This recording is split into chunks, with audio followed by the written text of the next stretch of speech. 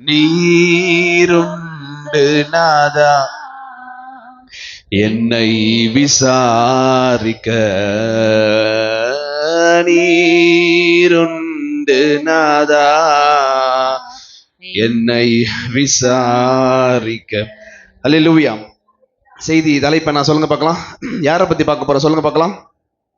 சத்தமா. ஆகார். எல்லாமே தப்பு.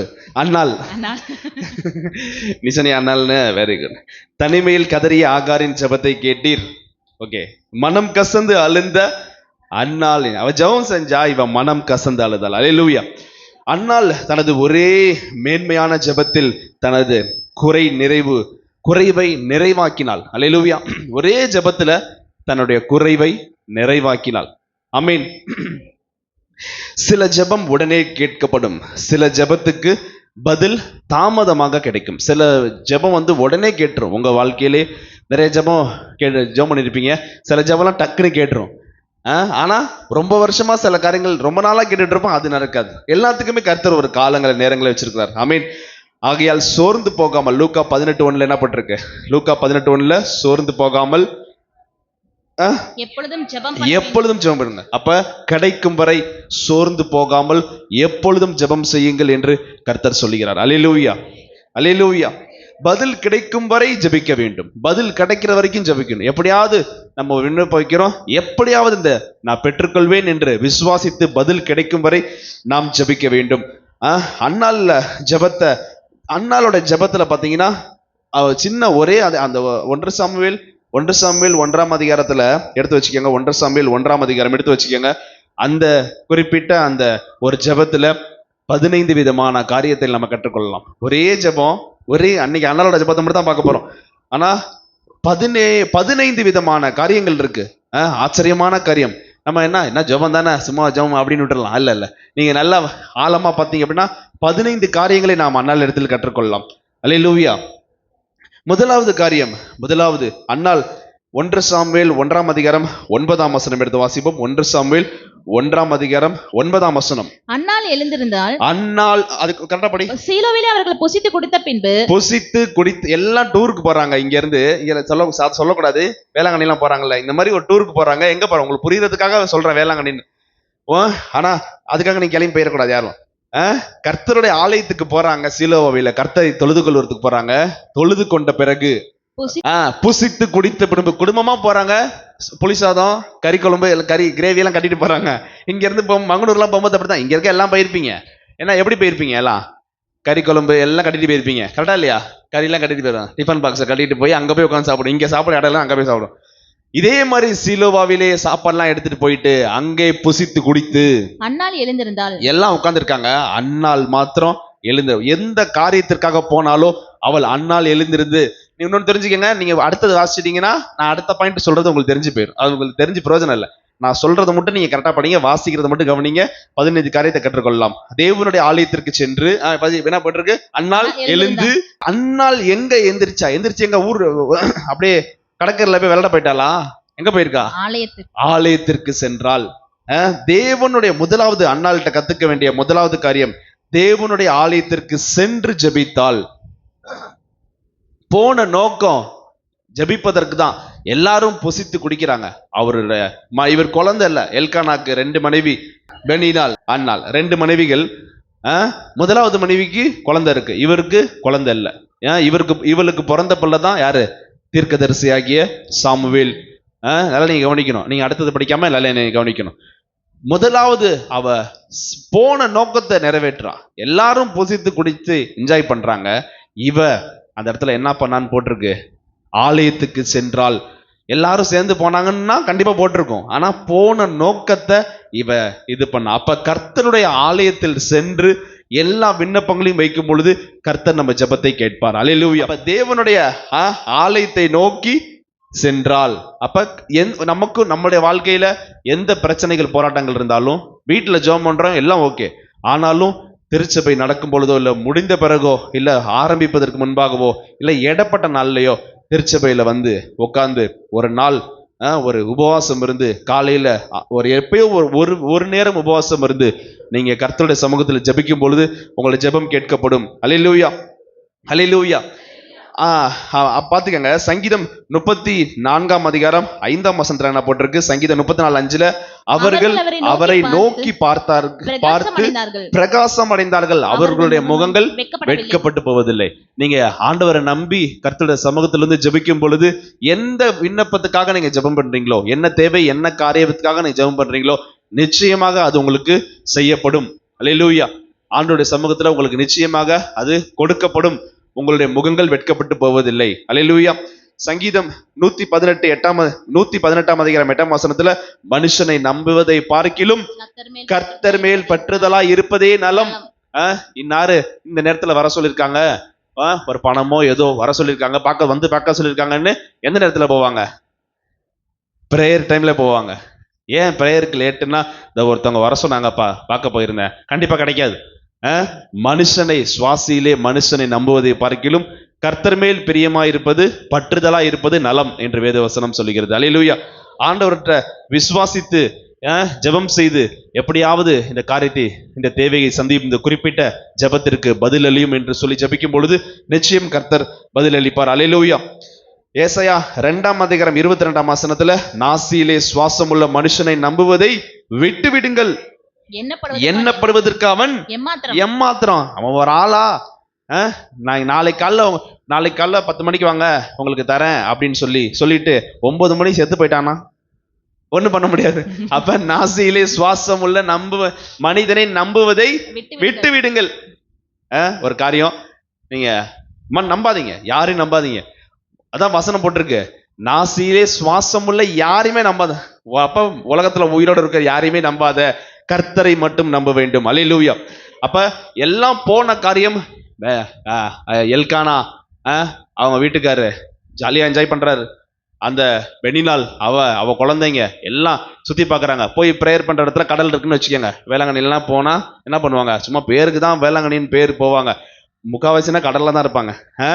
அந்த மாதிரி எல்லாம் விளையாடுறாங்க, பொசித்து குடிக்கிறாங்க, என்ஜாய் பண்றாங்க, டூர்ல போய் நல்லா என்ஜாய் பண்றாங்க. ஆனா அன்னாள் மாத்திரம் தன் எதற்காக போனாலோ அந்த நோக்கத்தை மறக்காமல் கர்த்தருடைய ஆலயத்தில் போய் ஜெபம் செய்தாள். அல்லேலூயா. முதலாவது காரியம், நாம் அன்னாள்கிட்ட இருந்து கத்துக்க வேண்டிய காரியம், நம்முடைய தேவை, பர்சனல் முக்கியமான தேவைக்கு ஆண்டவருடைய சமூகத்துல ஒருவேளை உபவாசம் இருந்தாது ஜெபம் செய்யும் பொழுது நிச்சயம் அந்த காரியம் உங்களுக்கு, அந்த தேவைகள் சந்திக்கப்படும். ரட்சிப்புக்காக ஜெபம் பண்றீங்கன்னா நிச்சயம் அந்த ரட்சிப்பு நிறைவேறும். அல்லேலூயா. அல்லேலூயா. இரண்டாவது, அன்னாளிடமிருந்து கற்றுக்கொள்ள வேண்டியது, இது 2வது பாயிண்ட் எடுத்து வச்சுக்கோங்க.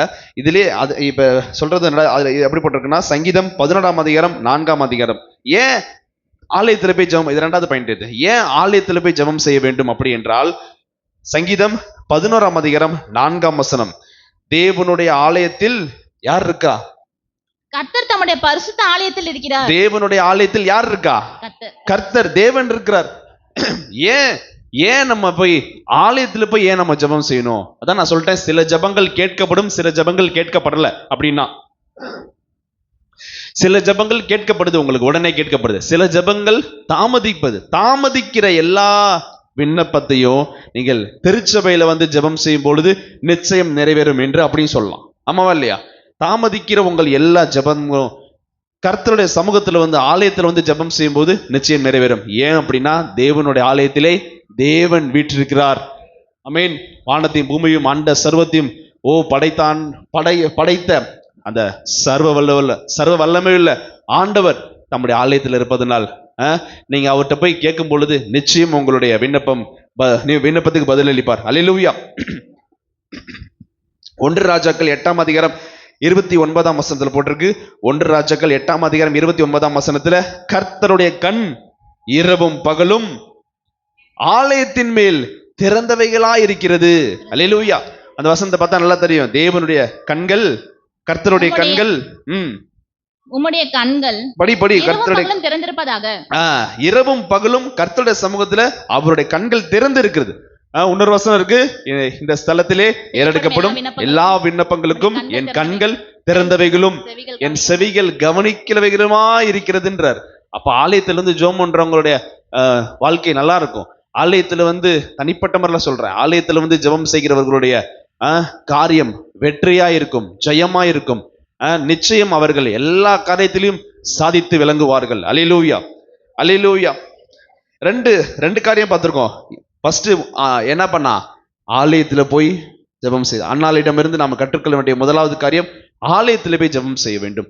என்னைக்காச்சும் ஒரு நாள் கண்டிப்பா ஆலயத்துல வந்து உபவாசம் இருந்து பரிசுத்த உபவாசம் இருந்து ஆயத்தமாய் வந்து ஜெபம் செய்யும் பொழுது கர்த்தர் உங்களுக்கு அனுக்கிரகம் செய்வார். ஒண்ணு. ரெண்டாவது பாயிண்ட் என்ன சொன்னேன், தேவனுடைய ஆலயத்தில் தேவன் இருக்கிறார். கர்த்தருடைய சமூகத்துல வரணும். ஏன் அப்படின்னா கர்த்தர் இருக்கிறார். இங்க திருச்சபையில கர்த்தர் வீற்றிருக்கிறார். வானம் என்னுடைய சிங்காசனம், திருச்சபை பூமியினுடைய பாதப்படி. நம்ம எப்படி சொல்லுவோம், வானம் கர்த்தருடைய சிங்காசனம், எல்ஷரா திருச்சபை தான் அவருடைய பாதப்படி. இந்த பாத ஸ்தலத்துல வந்து நாம ஜெபம் செய்யும் பொழுது நிச்சயம் கர்த்தர் அனுக்கிரகம் செய்வார். அல்லேலூயா, அல்லேலூயா.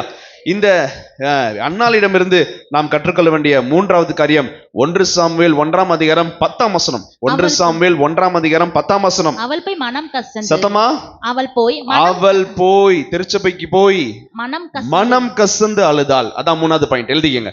மூன்றாவது பாயிண்ட், மனம் கசந்து அழுது கர்த்தரை நோக்கி விண்ணப்பம் செய்தால். அல்லேலூயா. மனம் வேண்டுதல் செய்தால், மனம் கசந்து அழுவ வேண்டும். ஆண்டவரோட சமூகத்துல கண்ணீரோடு மனம் கசந்து அழுவுறா. மனம் கசந்துனா எடுத்தோன்னே எல்லாத்துக்கும் அழுவ வராது. அழுவன்றது எல்லாத்துக்கும் சீக்கிரம் வராது. ஆனா ஒரு சில பேர்லாம் தொட்டதுக்கெல்லாம் அழுவாங்க. அவங்கள சொல்ல வாழ்க்கையே ரொம்ப வெறுத்து போய், நல்லா கவனிச்சுக்கங்களேன், வாழ்க்கையே ரொம்ப வெறுத்து போய் அடி மேல அடிப்பட்டு உதப்பட்டவங்களுக்கு கண்ணில் ஒரு சொட்டு கண்ணீர் வராது. ஏன் சிஸ்டர், நான் ரூத்து சிஸ்டர்லாம் அந்த அந்த அந்த கோஷ்டி. நிறைய வாழ்க்கையில் அடிப்பட்டு உதப்பட்டோன்னே அவ்வளவு சீக்கிரம் அழுவ மாட்டோம். ஆனா அழுதோன்னா ஊத்தி தள்ளிடுவோம், கண்ணுக்கெல்லாம் சவுந்து போய் மூஞ்செல்லாம் வீங்கி போயிடும். ஆனா அவ்வளவு சீக்கிரம் அழுவ மாட்டோம். அப்ப மனம் கசந்து அழுது கர்த்தரை நோக்கி விண்ணப்பம் பண்ணினாள். யாராவது உங்க வீட்டுக்காரர் ரட்சிக்கப்படலன்னு, உங்க வீட்டுக்காரர் முழுமையா ரட்சிப்படையலன்னு சொல்லி மனம் கசந்து அழுது ஜெபம் பண்ணிருப்பீங்களா? மனம் கசந்து அழுது ஜெபம், ஐயோ ஆண்டவரே, ஆத்துல ஒரு கால் சேத்துல ஒரு கால் இருக்காங்களே, சர்ச்சுக்கு வராங்க, உலகத்திலயும் இருக்காங்களே, நான் வர மாதிரி, அது உங்களை நான் வர மாதிரி, நான் ஈடுபடுற மாதிரி அவங்க ஒரு முழுமையா ஈடுபட மாட்டாங்களேன்னு சொல்லி யாராவது என்னைக்காவது மனம் கசந்து அழுதுருக்கீங்களா? அப்ப அன்னாளிடமிருந்து நாம் கற்றுக்கொள்ள, வீட்டுக்காரே விட்டுருங்க, குடும்பத்துல இருக்க ரட்சிக்கப்படாத எந்த நபரா இருக்கலாம், உங்க அம்மா அப்பாவா இருக்கலாம், கூட பிறந்தவங்க சகோதர சகோதரிகள் யாரா இருக்கலாம், அவர்கள் ரட்சிக்கப்படணும் அப்படின்னு சொல்லி மனம் கசந்து அழுக வேண்டும். அல்லேலூயா. மத்தேயு 26ஆம் அதிகாரம் 75ஆம் வசனத்துல போட்டிருக்கு, அப்பொழுது பேதுரு சேவல் கூவுகிறதுக்கு முன்னே நீ என்னை 3 தரம் மறுதலிப்பாய் என்று இயேசு தன்னிடத்தில் சொன்ன வசனத்தை நினைத்து கொண்டு வெளியே போய் மனம் கசந்து அழுதான். அல்லேலூயா. ஒரு இருதயம் உடைக்கப்பட்டாதான் அழுக வரும். இருதயம் ஒட்டஞ்சாதான் அழுகையே வரும். உணர்வு அதுக்கு அதான் சொல்ற, கல்ல ரொம்ப அடிப்பட்டு ரொம்ப இருதயமே ரொம்ப ஹார்ட் ஆயிடுச்சுன்னா அழுவ வராது. அப்ப அவங்களும் உடைஞ்சிருவாங்க. யாரா இருந்தா அதான் சொல்ற, இருதயம் உடஞ்சிச்சுன்னா கண்டிப்பா அழுதுருவாங்க. வசனம் போட்டிருக்கு, அவையோ தப்பு பண்ணிட்டேனேன்னு சொல்லி. ரட்சிப்பை மட்டும் இது குறிக்காது, ஒரு பாவம் செஞ்சிட்டோம் அப்படின்னா நம்ம ஆண்டோட சமூகத்துல ஓடி போய் மனம் கசந்து அழுந்து மன்னிப்பு கேட்க வேண்டும். அல்லேலூயா. பேதுரு மனம் கசந்து அழுது மன்னிப்பு கேட்டான். அதே போல நாமும் ஆண்டோட சமூகத்துல ஒவ்வொரு திருவிருந்து எடுக்கும் போதும், சர்ச்சைக்கு எப்பெல்லாம் வருமோ அப்ப மனம் கசந்து அழுது, என்னோட பாவங்களை மன்னிங்கப்பா, தெரியாம செஞ்சுட்டேன், தெரிந்தோ ஒவ்வொரு திருப்பும் ஜெபம் பண்ணும் போதும் தெரிந்தோ தெரியாமலோ அறிந்தோ அறியாமலோ துணிகரமாய் செய்த எல்லா பாவங்களையும் மன்னிங்கன்னு சொல்லி மனம் கசந்து அழுவும் போது கர்த்தர் நம் ஜெபத்தை கேட்பார். அல்லேலூயா. முதலாவது என்ன காரியம் பார்த்தோம், ஆலயத்துல போய் ஜெபம் செய்தால். ரெண்டாவது, ஏன் ஆலயத்துக்கு போனா, தேவனுடைய ஆலயத்துல தேவன் வீற்றிருக்கிறார். மூன்றாவது காரியம், மனம் கசந்து அழுதால். எரேமியா 6ஆம் அதிகாரம் 26ஆம் வசனத்துல போட்டிருக்கு, என் ஜனமாகிய குமாரத்தியே, நீ ரெட்டை கட்டிக்கொண்டு சாம்பலிலே புரண்டு ஒரே புத்திரனுக்காக துக்கிக்கிறது போல மனம் கசந்து புலம்பு. ஒரே புள்ள இருக்கு, அந்த புள்ள செத்து போச்சுன்னு வச்சுக்கீங்களேன், எவ்வளவு வேதனையா இருக்கும். அதான் போட்டிருக்கு, கர்த்தருடைய பிள்ளையே, ரட்சிக்கப்பட்ட தேவனுடைய பிள்ளையே, நீ எப்படி அழுவணுமா, ஒரே புத்திரனுக்காக துக்கிக்கிறது போல மனம் கசந்து புலம்பு. பாலாக்குகிறவன் சடுதியாய் நம்மேல் வருவான். சத்துரு எப்ப வேணா உங்க வீட்டுக்கார மேல, உங்க புள்ள மேல, உங்க மேல சத்துரு சடுதியாய் வருவான்னு போட்டிருக்கு. அதனால பாதுகாப்பிற்காக மனம் கசந்து அழுக வேண்டும். அல்லேலூயா, அல்லேலூயா. எசேக்கியேல் 21ஆம் அதிகாரம் 6ஆம் வசனம், எசேக்கியேல் 21:6 போட்டிருக்கு, ஆதலால் மனுபுத்திரனே, உன் இடுப்பு நொறுங்கும்படி பெருமூச்சு விடு, அவர்கள் கண்களுக்கு முன்பாக மனம் கசந்து பெருமூச்சு விடு. வீட்டுல இருக்கவங்க ரட்சிக்கப்படாம இருப்பாங்க, சினிமா பார்த்துட்டு இருப்பாங்க, சர்ச்சுக்கு கிளம்ப மாட்டாங்க. சர்ச்சுக்கு கிளம்பும் போது நிர்விசாரமா இருப்பாங்க, பிரேயருக்கு வராம வீட்டுல உல்லாசமா இருப்பாங்க, டிவியை பார்த்துட்டு இருப்பாங்க. நீங்க மனம் கசந்து அழுவுங்கன்றாங்க. அவங்க பார்க்கும் போதே நீ மனம் கசந்து அழுவு, பெருமூச்சு விடு. ஜால்ரா அடிக்காத, பிள்ளைக்கு ஜால்ரா அடிக்காத, வீட்டுக்காருக்கு ஜால்ரா அடிக்காத, ரட்சிக்கப்படாதவங்களுக்கு ஜால்ரா அடிக்காத, தப்புக்கு துணை நிக்காத, மனம் கசந்து அழுது பெருமூச்சு விடு. ஒரே புத்திரனுக்காக அழுவது போல மனம் கசந்து அழுதுன்னு சொல்லி அழுவுன்னு சொல்ற கர்த்தர் சொல்றாரு. ஹல்லேலூயா, ஹல்லேலூயா. நீங்க அழுவும் போது உங்க புள்ள விட்டுருமா, ஏமா அழுவுறன்னு கேட்கும். நீ ஒழுங்கா ஜெபமே பண்ண மாட்டேங்கிற, கரெக்டா சாயந்தரம் ஒரு நாள் ஒரு பைபிளை தூக்க மாட்டேங்கிற, ஜெபம் பண்ண மாட்டேங்கிற, அது எனக்கு மனசு ரொம்ப வேதனையா இருக்கு அப்படின்னு சொல்லு. அப்ப ஒரு நாள் மனசு குத்திட்டாது போய் அது ஜெபம் பண்ணும்ல. அதான் தெளிவா போட்டிருக்காரு, உன் இடுப்பு நொறுங்கும்படி பெருமூச்சு விடு. அவர்கள் கண்களுக்கு முன்பாக மனம் கசந்து பெருமூச்சு விடு. ஐயோ நீ இப்படி பண்றியே, என் மனசு வேதனையா இருக்கு, ரட்சிக்கப்படு, பைபிள் எடு, அப்படி ஆலயத்துக்கு நேரத்தோட வான்னு சொல்லி பெருமூச்சு விடு என்று கர்த்தர் சொல்லுகிறார். அல்லேலூயா. செப்பனியா 1:14. செப்பனியா 1:14. கர்த்தருடைய பெரிய நாள் சமீபித்திருக்கிறது, கர்த்தருடைய 2ஆம் வருகை சமீபித்திருக்கிறது, அது கிட்டி சேர்ந்து மிகவும் தீவிரித்து வருகிறது. இதோ சீக்கிரமாய் வருகிறேன் என்று கர்த்தர் சொல்லுகிறார். அல்லேலூயா. வசனம் சொல்றது தீவிரித்து வருகிறேன், தீவிரித்து வரப்போகிறாரு. கர்த்தருடைய நாள் என்கிற சத்தத்துக்கு பராக்கிரமசாலி முதலாய் அங்கே மனம் கசந்து அலறுவான். அல்லேலூயா. காசு பணம் இருக்கலாம், கோடி கோடியா இருக்கலாம், எவ்வளவு லட்சம் கோடியா வச்சிருக்கலாம், எவ்வளவு பெரிய பராக்கிரமசாலியா இருந்தாலும் கர்த்தருடைய வருகைக்கு முன்பாக அலறுவான் போட்டிருக்கு. ஓ, யாராலையும் நிற்க முடியாது, தேவனுடைய சமூகத்துக்கு முன்பாக ஒருவரும் நிற்க முடியாது. அப்ப நம்மளுடைய நிலைமை என்ன, நம்மளுடைய பிள்ளைகளுடைய நிலைமை என்ன? எப்படியாவது அவர்களுக்காக மனம் கசந்து அழுக வேண்டும். அல்லேலூயா. ஏசப்பா அழுதார், ஏசப்பா வேதத்தில் அழுதார். ஏசப்பா அழுதார் எப்ப சொல்லுங்க பார்க்கலாம்? ஏசு கண்ணீர் விட்டாரா? அது இல்ல, அது சும்மா. அது ஏன் அப்படின்னா கொஞ்ச நேரத்துல எல்லாத்தையும் எழுப்புவாருன்னு தெரியும். இவங்க அழுகுறாங்களே எப்படி அப்படின்னு அவங்க அழுகுறப்ப யாராவது அழுதா நமக்கு அழுவ வந்துடும். கரெக்டா இல்லையா? அன்னைக்கு சிஸ்டரோட அப்பா இறந்துட்டாங்க, போயிருந்தோம், அவன் அமைதியா தான் இருந்தோம். திடீர்னு கிளம்பும் போது சிஸ்டர் திடீர்னு கஸ்டடியில கட்டி பிடிச்சி அழுதாங்க, டக்குன்னு கண்ணு கலங்கிருச்சு, எதிர்பார்க்கவே இல்லை. அப்ப ஏசு கண்ணீர், இதுதான் ஏசு கண்ணீர் விட்டுட்டார். இப்படி அழுகுறாங்களேன்னு கொஞ்ச நேரத்துல மரித்தவனை உயிரோட எழுப்பிட்டார். நான் சொல்றது புரியுதா உங்களுக்கு? என்ன சொல்ல வர அப்படின்னா, ஏசப்பா எங்க அழுதார் சொல்லுங்க பார்க்கலாம்?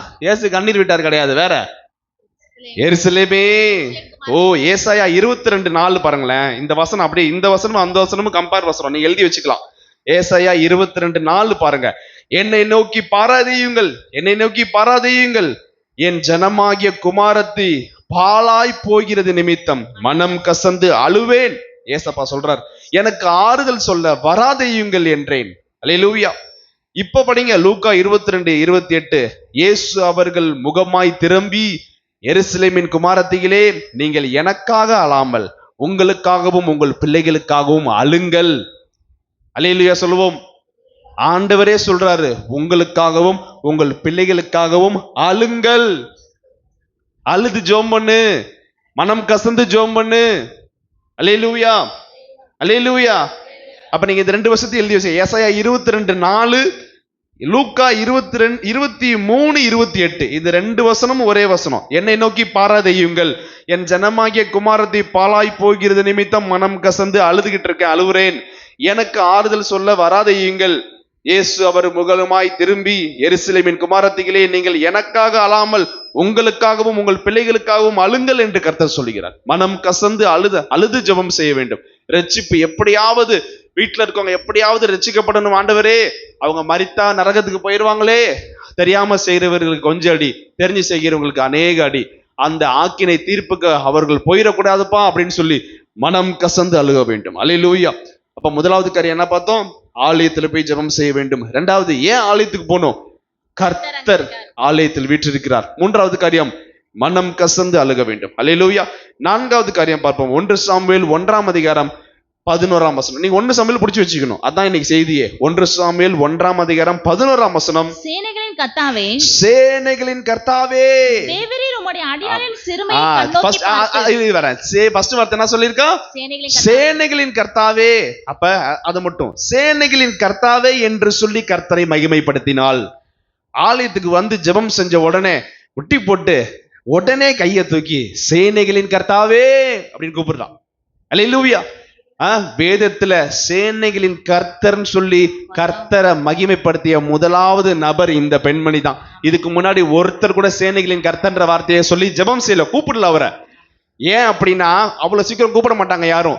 ஏன் கூப்பிட மாட்டாங்கன்னு தெரிஞ்சுக்கங்க. ஏசாயா 6ஆம் அதிகாரம் 3ஆம் வசனம் என்ன போட்டிருக்கு? ஏசாயா 6:2-3 என்ன போட்டிருக்கு? ஏசாயா 6:2-3 வேகமா. சேராபீன்கள் அவருக்கு மேலாக நின்றார்கள். கேருபீன்களும் சேராபீன்களும் அவருக்கு ஒருவருக்கு ஒருவர் நேராக நின்றார்கள். அவர்களில் ஒவ்வொருவனுக்கும் அவ்வாறு செட்டைகள் இருந்தன. 6 செட்டைகள். ஒவ்வொரு கேருபீன்களுக்கும் 6 செட்டைகள். 2 செட்டைகளால் முகத்தை மூடி முகத்தை மூடிக்கிட்டாங்க. 2 செட்டைகளால் காலை மூடிக்கிட்டாங்க. 2 செட்டைகளால் பறந்து ஒருவரை ஒருவர் நோக்கி சேனைகளின் கர்த்தர் பரிசுத்தர் பரிசுத்தர் பரிசுத்தர் என்று பூமி அனைத்தும் கர்த்தருடைய மகிமையினால் பூமி அனைத்தும் நிறைந்திருக்கிறது என்று கூப்பிட்டு சொன்னார்கள். தூதர்கள் சொல்றது வார்த்தை சேனைகளின் கர்த்தர்னு சொல்லி. எந்த மனுஷரும் இதுக்கு முன்னாடி சேனைகளின் கர்த்தர் ஜெபம் இல்ல. வேதத்துல முதலாவது சேனைகளின் கர்த்தர் என்று ஜெபம் செய்த முதல் நபர், அதுவும் ஒரு பெண், அன்னாள். அல்லேலூயா. அப்ப நம்ம சேனைகளின் கர்த்தாவே என்று சொல்லி ஜெபம் செய்ய வேண்டும். 4வது பாயிண்ட், ஆண்டவருடைய சமூகத்துல உங்களுக்கு கிடைக்காத, உங்களுக்கு விண்ணப்பம் நிறைவேறாம இருக்கும்ல, சில ஜெபம் நிறைவேறாம இருக்கும்ல, அந்த ஜெபத்திற்கு ஆண்டவருடைய சமூகத்துல வந்து முழங்கால் படிட்டு சேனைகளின் கர்த்தாவே உம்மை மகிமைப்படுத்துகிறேன் என்று சொல்லி ஜெபம் செய்யும் பொழுது நிச்சயம் நிறைவேறும், நம்முடைய விண்ணப்பம் நிறைவேறும். அல்லேலூயா, அல்லேலூயா. ஏசாயா 37ஆம் அதிகாரம் 16ஆம் வசனத்துல போட்டிருக்கு, சேனைகளின் கர்த்தாவே, கேருபீன்கள் மத்தியில் வாசம் செய்கிற இஸ்ரவேலின் தேவனே, நீர் ஒருவரே பூமியின் ராஜாக்களுக்கெல்லாம் தேவனானவர். நீர் வானத்தையும் பூமியையும் உண்டாக்கினீர். ஏசாயா 37:16 சொல்லியிருக்கேன். இப்ப சங்கீதம் 84:12 போட்டிருக்கு. சங்கீதம் 84:12 போட்டிருக்கு, சேனைகளின் கர்த்தாவே உம்மை நம்பி இருக்கிற மனுஷன் பாக்கியவான். அல்லேலூயா, அல்லேலூயா. எரேமியா 20ஆம் அதிகாரம் 12ஆம் வசனத்துல போட்டிருக்கு, ஆனாலும் நீதிமானை சோதித்தறிந்து உள்ளிருந்தேங்களையும் இருதயங்களையும் பார்க்கிற சேனைகளின் கர்த்தாவே, நீர் அவர்களுக்கு நீதியை சரிக்கட்டுகிறதை காண்பேனாக, என் காரியத்தை உம்மிடத்தில் சாட்டிவிட்டேன். விண்ணப்பம் செய்யறா பாருங்க எப்படி. என் காரியத்தை உம்மிடத்தில் சாட்டிவிட்டேன். எனக்கு குழந்தை இல்லப்பா, எனக்கு புள்ள இல்லப்பா, இந்த புள்ள இல்லாம நான் அவ்வளவு அவமானப்படுறேன், அசிங்கப்படுறேன், ஒரு இடத்துக்கு போய் நிக்க முடியல, என்னுடைய சகலாத்தி தானே அது, அவளுக்கு மனைவிக்கு இன்னொரு மனைவிக்கு ஒருவேளை குழந்தை இல்லைன்னு தான் இன்னொரு கல்யாணம் பண்ணிருப்பான் போல. பாருங்க, குழந்தை இல்லைன்னு தான் இன்னொரு கல்யாணம் பண்ணிருக்கான். அப்ப எவ்வளவு மனது வேதனையா இருக்கும். குழந்தை புள்ள இல்லாதவங்களுக்கு தான் அந்த புள்ளையோட அருமை தெரியும். வேதனைப்படுறா, அவமானப்படுறா ஒரு இடத்துல. இப்ப நீங்களே யோசிச்சு பாருங்க, ஒரு இந்து முறைப்படி எல்லாம் பாத்துக்கலாம், குழந்தை இல்லாதவங்க எந்த ஒரு காரியத்தை முன்னாடி வந்து எதுவும் செய்ய விட மாட்டாங்க, ஒதுக்கி வைப்பாங்க, தள்ளி நிற்பாங்க, அவங்க கையில இது வாங்க மாட்டாங்க. ஏன்னா இந்த சாஸ்திரம் பார்ப்பாங்க. அப்ப எவ்வளவு வேதனைப்பட்டிருப்பா. அந்த இடத்துல வந்து முழங்கால் படியிட்டு சேனைகளின் கர்த்தாவே என்று சொல்லி கர்த்தரை மகிமைப்படுத்துறான். நம்மளாம் தான் என்ன பண்ணிருப்போம், அங்கிருந்து வந்தானே, ஆண்டவரே உங்களுக்கு கண் இருக்கா, மூக்கு இருக்கா, வாய் இருக்கா, நான் எவ்வளவு கஷ்டப்பட்டு இருக்கேன், கொஞ்சமாவது நீங்க கவனிக்க, என்னை கண்டுக்கிறீங்களா, உங்களுக்கெல்லாம் மனசாட்சியே இல்லை ஆண்டவரேன்னு ஆண்டவரை பார்த்து சொல்லிட்டு இருப்போம். ஆனா வந்து அவ்வளவு அவமானத்திலும் அவ்வளவு வேதனையிலும் அவ்வளவு மனது நொறுங்கி அவ்வளவு மனசு உடைக்கப்பட்டு முழங்கால் படிட்டு முதலாவது சேனைகளின் கர்த்தாவே என்று சொல்லி கர்த்தரை மகிமைப்படுத்தினாள். அல்லேலூயா. ஆலயத்துக்கு எப்ப நீங்க வந்தாலும் கர்த்தரை மகிமைப்படுத்த வேண்டும். வந்தோன்னு விண்ணப்பம் வைக்க கூடாது. முழங்கால் படிட்டு ஆண்டவரே உம்மை உயர்த்துகிறேன், பிதாவே உமக்கு ஸ்தோத்திரம், ஏசப்பா உமக்கு ஸ்தோத்திரம், பரிசுத்த ஆவியானவரே உமக்கு ஸ்தோத்திரம் என்று சொல்லி அவரை மகிமைப்படுத்த வேண்டும். அல்லேலூயா, அல்லேலூயா, அல்லேலூயா. 4 காரியம் பார்த்திருக்கோம். 4வது காரியம் என்ன பார்த்தோம்? ஆண்டவரை சேனைகளின் கர்த்தர் என்று மகிமைப்படுத்தினால். 5வது காரியம் 1 சாமுவேல் 1ஆம் அதிகாரம் 11ஆம் வசனம் 2வது பகுதி, தேவரீர் உம்முடைய அடியாளின் சிறுமையை கண்ணோக்கி பாரும் என்று தாழ்மையோடு ஜெபம் செய்தாள். தாழ்மையோடு ஜெபம் செய்தாள். 5வது பாயிண்ட், தாழ்மையோடு ஜெபம் செய்தாள். தேவரீர் உம்முடைய அடியாளின் அடியாளின் சிறுமையை கண்ணோக்கி பாரும் என்று. பா, இவ்வளவு வேதனைப்படுறேனே, இவ்வளவு கஷ்டப்படுறேனே, இவ்வளவு அவமானப்படுறேனே, ஒரு சமுதாயத்துல போய் நிக்க முடியலையே, என்னை எங்கேயுமே கூப்பிட மாட்டேங்கிறாங்களே, யாரையும் என்னை மதிக்க மாட்டாங்களே, நான் ரொம்ப உடைஞ்சு போயிட்டேன்ப்பா, இதுக்கு மேல என்னால தாங்க முடியாதுப்பா அப்படின்னு சொல்லி தன்னை தாழ்த்தி ஜெபம் செய்தான். அல்லேலூயா. நேரா போயிட்டு செய்ய மாட்டீங்களா எனக்கு? உங்களை தானே இத்தனை வருஷம் நான் கும்பிட்டுட்டு இருக்கேன், நான் உங்களை தவிர வேற யாராவது நான் வணங்கியிருக்கேனா அப்படின்னு போய் ஆண்டவர்கிட்ட போய் சண்டைக்கு போல. என்ன சொல்லிட்டா? நேரா போய் தேவரீர், என்ன போட்டிருக்கு? தேவரீர் உம்முடைய அடியாளின் சிறுமையை கண்ணோக்கி பாரும் என்று அழுது. ஏற்கனவே மனம் கசு அழுதான்னு போட்டான். அப்ப அழுதுட்டே இந்த வார்த்தையை சொல்லியிருப்பா. எப்படி சொல்லியிருப்பா? தேவரீர் உம்முடைய அடியாளின் சிறுமையை கண்ணோக்கி பாரும் ஆண்டவரேன்னு சொல்லி அழுது அழுது புலம்பி அந்த இடத்துல வார்த்தையை சொல்றா. அல்லேலூயா. தாழ்மையோடு ஜெபிக்கிறா. நம்முடைய ஜெபத்துல தாழ்மை இருக்கணும். வசனம் போட்டிருக்கு, சங்கீதம் 36:18 போட்டிருக்கு, 38:6 சங்கீதம் 38:6 என்ன போட்டிருக்கு? கர்த்தர் உயர்ந்தவராயிருந்தும் தாழ்மையுள்ளவனை கண்ணோக்கி பார்க்கிறார். அல்லேலூயா. மேட்டிமையானவனையோ தூரத்திலே அறிகிறாராம். எப்படி வசனம் பாருங்க, அருமையான வசனம் பாருங்க. தாழ்மை உள்ளவர்களை வசனம் அது போட்டிருக்கு, கர்த்தர் தாழ்மை உள்ளவர்களை கண்ணோக்கி பார்த்தார்னு போடல. கர்த்தர் பெரியவராயிருந்தும் தாழ்மை உள்ளவனை கண்ணோக்கி பார்க்கிறார். மேட்டுமையானவனையோ தூரத்து இந்த வராம்பார் பைபிளை தூக்கிட்டு அப்படின்னு தூரத்திலே அறிஞ்சிருவாராம். இதுக்கு ஒரு உதாரணம் என்ன சொல்லலாம்? ஒருத்தன் 2 பேர் ஜெபம் பண்ண வந்தாங்க சர்ச்சுக்கு. ஒருத்தன் பரிசையன் வந்து முழங்கால் போட்டு ஸ்டேஜ்கிட்ட வந்துட்டான். வந்து என்ன சொல்லிட்டான்? முழங்கால் போட்டு, ஆண்டவரே நான் வாரத்துல ஒரு நாள் உபவாசம் பண்றேன், என்னோட எல்லா 2 தரமா வாரத்துல 2 தரம் உபவாசம் பண்றேன், நான் வந்து ஏன்னா கொத்தமல்லியில இருந்து வீட்டுல வாங்குற அரிசியில இருந்து எல்லாத்துலயும் தசமமாக கொடுக்குறேன், பரிகாரம் செய்யல, பரிதானம் வாங்கல, அநியாயம் செய்யல, அது பண்ணல இது பண்ணல, நான் நீதிமான் நான் பரிசுத்தவான் ஜெபம் பண்ணிட்டான். சொல்லிட்டு பரிசுத்தவான் சொல்லிட்டு 2 பேர் ஜெபம் வந்தாங்களா, ஒருத்தன் தான் உள்ள வந்து ஜெபம் பண்ணிருக்கான், இன்னொருத்தன் வாசல்லே உட்காந்துட்டான். அவன் அங்க இருந்து என்ன ஜெபம் பண்றான்? அதான் அவன் அங்க இருந்து ஜெபம் பண்றான். இவன் இங்க முன்னாடி இருந்து திரும்பி பார்த்து சொல்றான், நான் பரிசுத்தமா வாழ்ற. இத பாருங்க, லாஸ்ட்ல ஒருத்தன் இருக்கான் பாருங்க, அவனை போல் அல்ல, நான் நீதிமான், அவனை போல் நான் பாவம் செய்யல, நான் பரிசுத்தமாய் வாழ்ந்தேன்னு சொல்லி விண்ணப்பம் சொல்லும்போது அவன் என்ன ஜெபம் பண்ணிருக்கான்? அங்க இருந்து எப்படி ஜெபம் பண்ணிருக்கான்? தன் கண்களை வானத்திற்கு ஏறெடுக்க எண்ணி துணியாத பாவம் செய்ய துணிஞ்சு பாவம் செய்யறது. பாத்துக்கலாம் என்ன அப்படின்னு தப்பு செய்யறது. துணியாமல் தன் மார்பிலே அடித்துக்கொண்டு பாவியாகிய என் மேல் கிருபையாயிரும் இரக்கமாயிரும் என்று சொல்லி ஜெபம் செய்தான். அல்லேலூயா. ஆண்டவர் உடனே என்ன பண்ணாரு? இங்க இருந்து நேரா போயிட்டாரு. அங்க இருந்துச்சு போயிட்டு சொல்றாரு, அவன் அல்ல இவனே நீதிமான்ட்டார். அப்ப எங்க நிக்கிறார் ஆண்டவர்? இங்க நின்னா அவன் அல்ல இவனே நீதிமான் சொல்லியிருப்பாரு. ஏசப்பா அங்க போயிட்டார். அங்க போயிட்டு அங்க ஒருத்தன் ஒழுங்கு மாதிரி ஜெபம் பண்றான் பாரு, அவன் அல்ல இவனே நீதிமான். அப்ப வசனம் என்ன போட்டிருக்கு? கர்த்தர் உயர்ந்தவராயிருந்தும் தாழ்மை உள்ளவர்களை கண்ணோக்கி பார்க்கிறார். மேட்டிமையானவனையோ அந்த குடிசரிக்கிட்ட வரும்போதே கண்டுபிடிச்சிருவாரு. கரெக்டா இல்லையா? ஏரியாக்குள்ள நுழையும் போதே கண்டுபிடிச்சிருவாரு. அப்ப பெருமை ஒரு நாளும் இருக்கக்கூடாது. அல்லேலூயா. நம்மளுடைய ஜெபத்துல தாழ்மை காணப்பட வேண்டும்.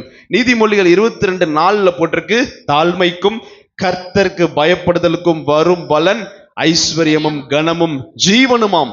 தாழ்மையா ஜெபம்னா 3 கிடைக்குது பாருங்களேன். ஐஸ்வர்யம், மகிமை, ஜீவன் 3 கிடைக்குது. அல்லேலூயா. இன்னொரு வசனம் பாருங்க, அருமையா இருக்கும். மீகா 6 போட்டிருக்கு, மனுஷனே நன்மை இன்னதென்று அவர் உனக்கு அறிவித்திருக்கிறார். நன்மை நல்லது கெட்டதுன்னு பைபிள் நமக்கு சொல்லுது. நன்மை இன்னதென்று அவர் நமக்கு அறிவித்திருக்கிறார். நியாயம் செய்து இரக்கத்தை சிநேகித்து உன் தேவனுக்கு முன்பாக மனத்தாழ்மையாய் நடப்பதை அல்லாமல் வேற எண்ணத்தை கர்த்தர் உன்னிடத்தில் கேட்கிறார். காசு பணத்தை கேட்டாரா? அதை கேட்டாரா? இதை கேட்டாரா? இல்ல மனத்தாழ்மையா இரு என்று கர்த்தர் வாய் திறந்து கேட்கிறார். மனத்தாழ்மையா இருப்பா எனக்கு முன்னாடி. அல்லேலூயா. அப்ப 4வது பாயிண்ட் என்ன பாயிண்ட் பார்த்திருக்கோம்? மனம் கசந்து. 5வது பாயிண்ட் என்ன பாயிண்ட் பார்த்திருக்கோம்? மனத்தாழ்மையாய். என்ன லைன்ல தான் இருக்கீங்களா? கட் பண்ணிட்டீங்களா போனை? எல்லாம் இங்க கான்டாக்ட்ல தான் இருக்கீங்களா இல்லையா? 4வது பாயிண்ட் மனம் கசந்து அழுது. 5வது பாயிண்ட் தாழ்மையோடு. மனத்தாழ்மை. ஏன்னா புரியுதா? சாரி, 3வது பாயிண்ட் மனம் கசந்து. எல்லாம் உயிரோட தான் இருக்கீங்க, எல்லாம் கவனில எல்லாம் லைன்ல தான் இருக்கீங்க. ஓகே. 3வது பாயிண்ட் மனம் கசந்து அழுது. 4வது பாயிண்ட் சேனைகளின் கர்த்தாவே என்று சொல்லி ஜெபம் செய்தால். 5வது பாயிண்ட் மனத்தாழ்மையாய் ஜெபம் செய்தால். 6வது பாயிண்ட் பாருங்க. 6வது பாயிண்ட் உம்முடைய அடியாளை 1 சாமுவேல் 1ஆம் அதிகாரம் 11ஆம் வசனம். 1 சாமுவேல் 1:11. உம்முடைய அடியாளை மறவாமல் நினைத்தருளி. உமது அடியாளை மறவாமல் நினைத்தருளும். அப்ப தன்னை மறவாமல் நிலைத்தருளும்படி ஜெபித்தால். அதை நீங்க எழுதிக்கணும். தாழ்மையோடு ஜெபித்தால். யாராவது ஒருத்தவங்கள்ட்ட போய் நம்ம பெரிய ஆள் ஒருத்தரை போய் பார்க்குறோம், சந்திக்கிறோம், அவங்க வந்து கண்டிப்பா ஒரு காரியம் செய்யறேன்னு இருக்காங்க. என்ன சொல்லுவோம்? மறக்காம அதை நினைச்சுக்கங்க, மறந்துடாதீங்க சொல்லுவோமா சொல்ல மாட்டோமா? கண்டிப்பா சொல்லுவோம். நமக்கு நாளைக்கு வா தரேன், இந்த மாதிரி சரிங்க, உனக்கு இந்த காரியம் செய்யறேன், உனக்கு நான் ஃபேவர் பண்றேன் அப்படின்னு சொன்னா மறக்காம என்ன சொல்லுவோம்? மறந்துடாதீங்கன்னு. மறந்துடாதீங்கன்னா அது கண்டிப்பா கந்துக்கார பார்த்தா எல்லாமே சொல்லியிருப்பீங்க. கரெக்டா இல்லையா? ஃபைனான்ஸ் வாங்குறவங்களை பார்த்தா எல்லாமே சொல்லியிருப்பீங்க. நான் டெய்லி வரீங்க, தர மாட்டேங்கன்னா நாளைக்கு கண்டிப்பா தந்துடணும், மறந்துடாதீங்கன்னு அப்படின்னு சொல்றீங்க. பிள்ளைக்கு ஃபீஸ் கட்டணும், அதை பண்ணும், இதை பண்ணும், மறந்துடாதீங்க. அதான் போட்டிருக்கு. என்ன சொல்றா? என்னை மறவாமல் நினைத்தருளும். அல்லேலூயா. ஆண்டவர்கிட்ட கேட்கிறா, ஆண்டவரே என்னை மறவாமல் நினைத்தருளும்பா, நான் விண்ணப்பம் வச்சுட்டேன். ஏன்னா அழகா விண்ணப்பம் வச்சுட்டா. சேனைகளின் கர்த்தராவே மனம் கசு அழுந்தா, எல்லாம் புலம்பிட்டு கடைசியா சொல்றா, என்னை மறவாமல் நினைத்தருளும். அல்லேலூயா. ஆண்டவர்கிட்ட அப்படிதான் நம்ம ஜெபம் பண்ணணும். ஐசப்பா என்னை மறந்துடாதீங்கப்பா, எனக்கு இந்த காரியத்தை நிச்சயமா நீங்க செய்யுங்கப்பான்னு சொல்லி அவரிடத்தில் விண்ணப்பம் வேண்டும். அப்ப மறவாமல் நினைத்தருளும் என்று சொல்லி நம்ம ஜெபம் செய்யணும். என்னை மறவாமல் நினைத்தருளும் என்று சொல்லி ஜெபம் செய்ய வேண்டும். பாட்டே இருக்கு, ஃபாதர் பாட்டு. என்ன பாட்டு இருக்கு? மறவாமல் நினைத்தீரையா, மனதார நன்றி சொல்வேன், என்னை மறவாமல் நினைத்தீரையா, மனதார நன்றி சொல்வேன், இரவும் பகலும் என்னை நினைத்து இதுவரை நடத்தினீரே, நன்றி நன்றி ஐயா, கோடி கோடி நன்றி ஐயா. அல்லேலூயா. பாத்துக்கங்க, என்னை மறவாமல் நினைத்தருளும் என்று சொல்லி நாம் ஆண்டவர்கிட்ட ஜெபம் செய்ய வேண்டும். ஒவ்வொரு ஜெபம் செஞ்சு நம்ம இங்கிருந்து கிளம்பும்போது, ஆண்டவரே என்னை மறவாமல் நினைத்தருளும் ஆண்டவரே. அல்லேலூயா. இப்படி ஜெபம் செய்யும்போது கர்த்தர் உங்களுக்கு வார்த்தை சொல்றாரு. ஏசாயா 49:15-16. ஏசாயா 49:15-16. சீயோனோ கர்த்தருடைய பிள்ளையோ, விசுவாச பிள்ளையோ, கர்த்தர் என்னை கைவிட்டார், ஆண்டவர் என்னை மறந்தார் என்று சொல்லி புலம்புறாள். கர்த்தர் சொல்றாரு, ஸ்திரீயானவள் தன் கற்பத்தின் பிள்ளைக்கு இறங்காமல், பெத்த புள்ள பால் கொடுக்க தூங்கிட்டாங்க. இப்ப பிறந்த குழந்தைக்கு யாரும் பால் கொடுக்காம தூங்க மாட்டாங்க. சப்போஸ் கண்ணில் இழுத்துருச்சு, ஏன்னா தூங்க விடாத, நைட்டு ஃபுல்லா கொய்யான்னு கத்திட்டே இருக்கும், குவான்னு கத்திட்டே இருக்கும். அப்ப திடீர்னு அசந்து தூங்கிட்டா கூட மறந்துடுவாங்கல்ல, அப்ப அது தனியா அழுதுட்டு இருக்கும். இவங்க ரொம்ப அப்ப தூக்கமே இல்லைன்ற அந்த டயர்ட்ல சில பேர் அலாரம் அடிக்கிற கூட தெரியாம தூக்குவாங்க. அதெல்லாம் டயர்டா இந்த அடிச்சு போட்ட மாதிரி தூங்குற எரும மாடுங்களை சொல்லல. வேலைக்கு போயிட்டு வந்து காலையில ஜெபம் செய்யணும்னு சொல்லிட்டு அலாரம் வச்சிருந்து அடிக்கும். அப்படியே எங்கேயோ தூரத்துல ஏதோ மணி அடிக்கிற மாதிரி தெரியும், ஆனா டக்குன்னு முழிச்சுக்குவோம். அதுதான் போட்டிருக்கு, ஸ்திரீயானவள் தன் கற்பத்தின் பிள்ளைக்கு இறங்காமல் தன் பாலகனை மறப்பாளோ, ஒருவேளை அவள் மறந்தாலும் நான் உன்னை மறப்பதில்லை என்று கர்த்தர் சொல்கிறார். கரங்களை கர்த்தரை மேம்படுத்துவோமா? நான் உன்னை மறப்பதில்லைன்னு கர்த்தர் சொல்றார். அல்லேலூயா, அல்லேலூயா, அல்லேலூயா. இன்னொரு வசனம் போட்டிருக்கு, எரேமியா 2ஆம் அதிகாரம் 32ஆம் வசனத்துல போட்டிருக்கு. எரேமியா 2ஆம் அதிகாரம் 32ஆம் வசனத்துல, ஒரு பெண் தன் ஆபரணத்தையும் ஒரு மணவாட்டி தன் ஆடைகளையும் மறப்பாளோ. கல்யாணம் வீட்டுல ட்ரெஸ் வச்சுட்டு போயிருவியா? ஊர்ல கல்யாணம் மறக்காம எடுத்துட்டு போன எல்லாத்தையும். அதுக்காக தான் ஆண்டவர் போய் சொல்றாரு, உனக்கு தான் அந்த வசனம் ஞாபகம் வச்சுக்கோ. எரேமியா 2:32. ஒரு பெண் தன் ஆபரணத்தையும் ஒரு மணவாட்டி தன் ஆடைகளையும் மறப்பாளோ, என் ஜனங்கள் எண்ணி முடியாத நாட்களாய் என்னை மறந்து விட்டார்கள் என்று கர்த்தர் வேதனைப்படுறார்.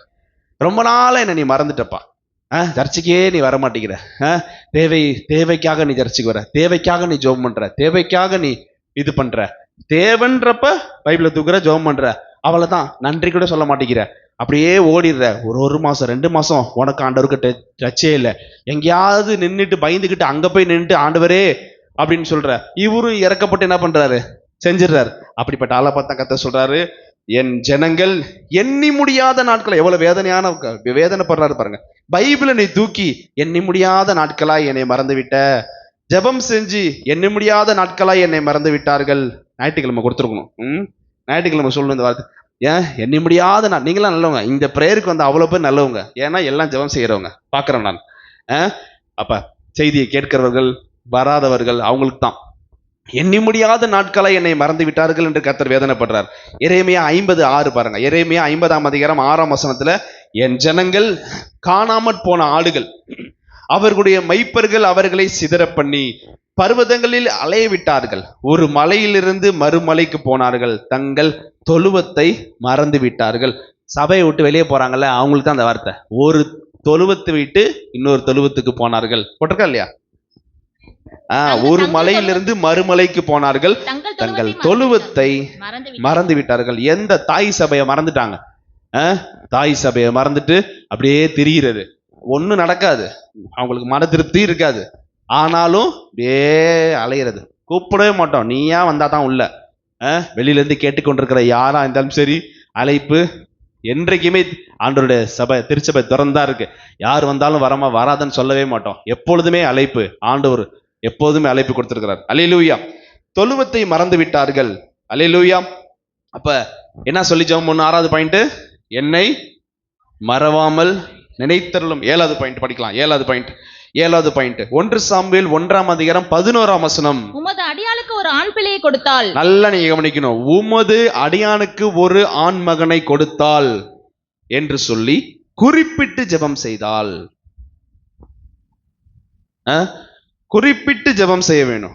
ஆண்டவர்கிட்ட குறிப்பிட்டு ஜெபம் செய்ய வேணும். பொத்தாம் பொதுவா ரச்சித்துருங்க, எங்க வீட்டுக்காரர் ரச்சித்துருங்க. ஏன்னா தானே சும்மா குருட்டாம் போக்கல பொத்தாம் பொதுவா, ஆண்டவரே உங்களுக்கு தெரியாதா, ரச்சித்துருங்க, எத்தனை வருஷமா ஜெபம் பண்ணிட்டு இருக்கேன். அப்படி இல்லை, குறிப்பிட்டு ஜெபம் செய்தா. எனக்கு ஒரு ஆண் மகனை கொடுத்தால். ஏன்னா பொம்பளை பிள்ளைய கொண்டு சர்ச்சில் விட முடியாது. ஆமாவா இல்லையா? தெளிவா ஜெபம் பண்றா, குறிப்பிட்டு ஜெபம் பண்றா. எனக்கு ஒரு ஆண் மகனை கொடுத்தால். அதுக்கப்புறம் அடுத்த காரியம், அது அடுத்த பாயிண்ட் வரும். இப்ப இது மட்டும் நீங்க பார்க்கலாம், பாதி மட்டும். குறிப்பிட்டு ஜெபம் செய்ய வேணும். இந்த காரியத்துல நீங்க கரெக்டா செஞ்சிருங்க. உங்களுக்கு தெரியாத ஏசப்பா அப்படின்னு கேட்க கூடாது. சோறு போட்டு தின்னும் போது மறக்காம 3-4-5 தொட்டுக்கையை வச்சுட்டு எங்க உன்னை காணா அப்படின்னு கேட்கிற. ஆனா ஜெபம் பண்ணும்போது மட்டும், ஆண்டவரே உங்களுக்கு தெரியும், நாளைக்கு எனக்கு இது செஞ்சிருங்க அப்படின்றது. அப்பெல்லாம் செய்யக்கூடாது. உனக்கு என்ன தேவையோ வாயை திறந்து உச்சரித்து ஜெபம் செய்ய வேண்டும். குறிப்பிட்டு ஜெபம் செய்ய வேண்டும். நாளைக்கு லோன் கட்டிடணும், பணம் கொடுத்துருங்க. நீ 4 லோன் வாங்கியிருப்ப, 4 லோன்ல எந்த லோன் கட்டணும் கேட்பாரா, கேட்க மாட்டாரா? அப்ப எவ்வளவு கட்டணும்? அப்ப தெளிவா சொல்லணும். எக்விடாஸ்ல இவ்வளோ சொல்லுங்க, வரிசையா பேர் சொல்லுங்க, தெரியல மறந்து போச்சு. விடியல்ல இவ்வளோ, ஆசீர்வாதத்துல எவ்வளோ, ஆசீர்வாதமா சாமம், ஆசீர்வாதத்துல எவ்வளோ சொல்லுங்க, அரைஸ்ல எவ்வளோ, அதுல எவ்வளோ, இவ்வளோ தெளிவா ஜெபம் பண்ணணும். குறிப்பிட்டு ஜெபம் செய்ய வேணும். பிள்ளைக்கு பரீட்சை பாஸ் பண்ணி விட்டுருங்க, உங்களுக்கு தெரியாதா? ஆண்டவர் உங்களுக்கு எல்லாம் தெரியும். சில பேர் ஜெபம் பண்ண சோம்பேறிப்பட்டு ஆண்டவர் வந்துட்டு மலங்கப்பட்டு, ஆண்டவரே இங்க போற எல்லாம் பண்ணிருங்க. எங்க போற? திடீர்னு இங்க போறேன்ட்டு அங்கிட்டு போவ, ஏதோ ஒண்ணு வாங்க போறேன்ட்டு சொந்தக்காரங்க வழியில கூப்பிட்டாங்கன்னு அங்கிட்டு ஓடிடுவ. ஆண்டவர் கேட்பாரு, உனக்கு என்ன பண்ணும்? கடலையா எங்க உனக்கு பண்ணும்? அப்ப குறிப்பிட்டு ஜெபம் செய்ய. அப்ப இந்த இடத்துக்கு போறேன், இந்த பொருளை வாங்க போறேன், இது எடுக்க போறேன், உங்களுடைய சமூகம் எனக்கு முன்பாக கடந்து செல்லட்டும், உங்களுடைய மகிமை என்னை பிறகாலே காக்கட்டும், எல்லாருடைய கண்களும் தயவு கிடைக்க செய்யுங்க அப்படின்னு தெளிவா ஜெபம் பண்ணிட்டு போகணும். அல்லேலூயா. அப்ப குறிப்பிட்டு ஜெபம் செய்ய. 7வது பாயிண்ட் என்ன பாயிண்ட்? குறிப்பிட்டு ஜெபம் செய்ய வேண்டும். அல்லேலூயா. 8வது பாயிண்ட் 1 சாமுவேல் 1ஆம் அதிகாரம் 11ஆம் வசனம். அவன் உயிரோடு இருக்கும் சகல நாளும், அவன் உயிரோடு இருக்கும் சகல நாளும் நான் அவனை கர்த்தருக்கு ஒப்புக்கொடுப்பேன், நான் அவனை கர்த்தருக்கென்று ஒப்பு கொடுப்பேன் என்று நீங்க என்ன பாயிண்ட் சொல்லுங்க? பொருத்தனை செய்து ஜெபம் செய்தால். அப்ப 8வது பாயிண்ட், பொருத்தனை செய்து நீங்க ஜெபம் செய்ய வேணும். பொருத்தனை செஞ்சு நீங்க ஜெபம் செய்ய வேணும். 8வது பாயிண்ட் பொருத்தனை செய்து. இல்ல இது பொருத்தனை வராது. இல்ல இது பொருத்தனை கிடையாது. இது வந்து சுயநலம் இல்லாத ஜெபம். அடுத்த பாயிண்ட் தான் பொருத்தனை. அப்ப நீங்க 8வது பாயிண்ட் நான் அவனை கர்த்தருக்கென்று ஒப்பு கொடுப்பேன் என்று சுயநலமில்லாத ஜெபம். புள்ளையே இல்ல, ஒரு புள்ள பிறந்துருச்சு, நான் வச்சுக்கிறேன் ஆண்டவரே, நான் இந்த பையனை எப்படியாவது உங்க ஊழியத்துக்காக வளர்க்குறேன், ஆனா என்கிட்ட வளரட்டும், உன்கிட்ட வளர்ந்தா ஒண்ணு இல்லாம ஆயிடுவான், ஆனா என்கிட்ட என் வீட்லயே என் கண்ணு முன்னாடியே வளரட்டும் அப்படி சொல்ல. ஒன்னே ஒண்ணு கண்ணை கண்ணு கொடுங்க, அதை உங்கள்கிட்டயே கொடுத்துட்றேன். எப்படி? அல்லேலூயா. ஒண்ணுமே இல்லாதவங்களுக்கு தான் அதோட வேதனை தெரியும். நம்ம ஒன்னே ஒண்ணு வச்சிருப்போம், வசனமே இருக்கு. என்ன வசனம் இருக்கு? தாவீதை பார்த்து கேட்டார்ல நாத்தான் வேலு, என்ன கேட்டாரு? ஒரே ஒரு ஆடை ஒருத்தன் வச்சிருந்தான், ஒருத்தன் 100 ஆடு வச்சிருந்தான். ஆனா சொந்தக்காரங்க வந்துட்டாங்க, இந்த 100 ஆட்டுல இருந்து ஒரு ஆடை எடுத்து அவனுக்கு பிரியாணி ஆக்கி தர அவனுக்கு மனசு கஷ்டமா இருக்கும். ஐயோ, ஒரு ஆடு போயிருமே. ஆனா ஒரு ஏழை ஒரே ஒரு ஆடு வச்சிருந்தான், அந்த ஆடை நைஸா திருடி கொண்டு வந்து பிரியாணி வச்சு கொடுத்துட்டான். பாத்துங்க, இப்படி இருக்கு கதை, அந்த கதை. ஆனா இங்க எப்படி போட்டிருக்கு? ஒன்னே ஒண்ணு எனக்கு நீங்க கொடுங்க, அதை நான் திருப்பி உங்கள்கிட்டயே கொடுத்துட்றேன் ஆண்டவரே. எனக்கு புள்ள இல்லைன்ற பேர் மட்டும் போயிடணும், ஆனா இந்த புள்ள ஆண்டோட சமூகத்துல வளருதுன்னு அப்படி ஓகே, அதுனா கூட ஓகே. ஆனா எனக்கு புள்ள இல்லைன்ற அந்த பேரை மட்டும் நீக்கிருங்க. அல்லேலூயா, அல்லேலூயா. அப்ப தெளிவா போட்டிருக்கு, சுயநலம் இல்லாத ஜெபம். நீங்க யோசிச்சு பாருங்களேன், பனி நாளுக்கு அத்தனை பிள்ளைங்க, ஒரு பிள்ளைய எனக்கு கொடுங்க ஆண்டவரே, நான் உங்களுக்கு என்ன வேணா செய்யறேன், அப்படிதான் நம்ம ஜெபம் பண்ணுவோம். ஆனா இவ ஒரு பிள்ளைய கொடுங்க, நான் அந்த பிள்ளைய உங்க சர்ச்சிலே விட்டுறேன், அந்த பிள்ளை ஊழியத்துக்கு வரட்டும், நல்லா அது ஒரு குறிப்பிட்டு ஜெபம் பண்ணிருக்கா. ஒரு ஆண் மகனை யாரு கேட்டாலும் சொல்லலாம்ல நாளைக்கு, ஏன்னா புள்ள இல்ல இருக்கு, ஒரு புள்ள சர்ச்சில் வளருது, தேவனுடைய ஆலயத்தில் அந்த பையன் வளர்றான் அப்படின்னு சொல்லலாம்ல. அல்லேலூயா. ஒரு நாள் செய்தி கொடுத்தாங்க தெரியுமா, உள்ள போகக்கூடாது தெரியுமில, அந்த கதை செய்தி கொடுத்தாங்க உங்களுக்கு. இன்னொரு நாள் அந்த செய்தி திருப்பி கொடுப்போம். சாமுவேல் அது பெரிய கதை. அது சாமுவேல் ஆலயத்துக்குள்ள வரக்கூடாது, ஏன்னா அவன் என்னமோ ஒரு சந்ததி, அவன் தேவ ஆலயத்துல வரக்கூடாது, ஆனாலும் மீறி கொண்டு வந்து விட்டுட்டு போயிட்டான். அல்லேலூயா.